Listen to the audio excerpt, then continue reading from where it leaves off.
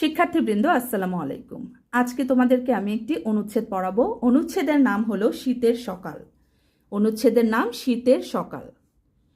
প্রকৃতির অবারিত সৌন্দর্য ভেলায় আনন্দ উপাদানের কোনো কমতি নেই।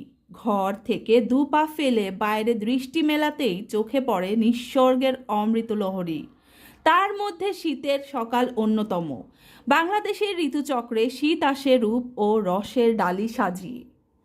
শীতের মোহনীয় নৈসর্গিক রূপ ধরা পড়ে শিশির স্নাত সকালবেলায়। কুয়াশার চাদরে ঢেকে থাকে চারপাশ। সূর্যি মামার মুখ লুকায় লজ্জায়, অভিমানে। ধীরে ধীরে মুখ বাড়িয়ে হাসে সোনালি সূর্য।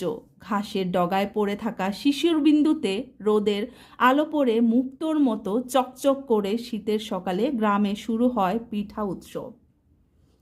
হিম শীতল ঠান্ডায় ভাপা দুধ পুলি, দুধ চিতই, পাটিসাপটা প্রভৃতি পিঠা রসনায় আনে তৃপ্তির আস্বাদ।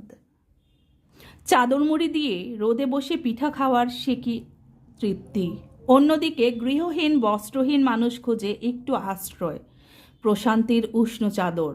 দরিদ্র ছেলেমেয়েরা উৎসুক দৃষ্টিতে তাকিয়ে থাকে রোদের আদরের ভরসায়।